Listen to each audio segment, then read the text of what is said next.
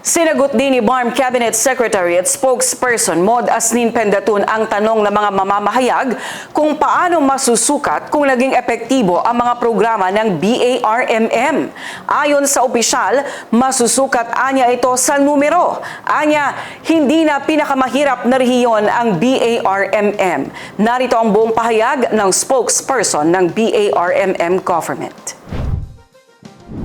Pero ang tignan na lang ho natin yung numero kung saan pwede nating sukatin kung ito ba ay epektibo o hindi.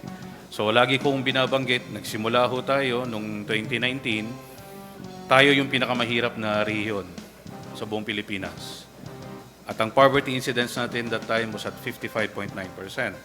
So more than kalahati nung mga kababayan ho natin, the families in the BARM were considered poor back then. After 3 years, naipababa into 28%, naipababa palalo into 23% more or less.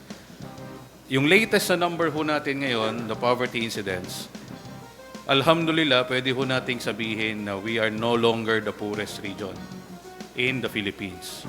Okay? Yun yung malayo na. Diba? Kasi from 55 to 23, from poorest to not the poorest anymore. Yung malayo pa, kung titignan mo yung numero, malayo pa tayo doon sa national average. Titignan mo yung numero, malayo pa tayo doon sa pinakamayamang rehiyon. Okay? So malayo yung pinanggalingan, pero malayo pa yung dapat nating tahakin.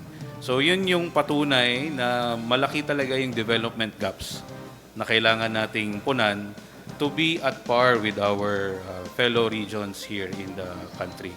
But hopefully, with this positive momentum, masustain natin. Add to that is the stronger relationship ng mga local government units and the region. We are confident that we will continue to push na may pababa palalo yung ating pong programs. Of course, kasama ho dyan yung constant recalibration.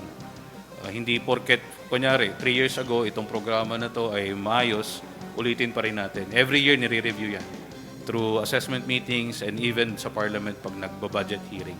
Nire-review lahat po ng mga programa bago ho pinopondohan.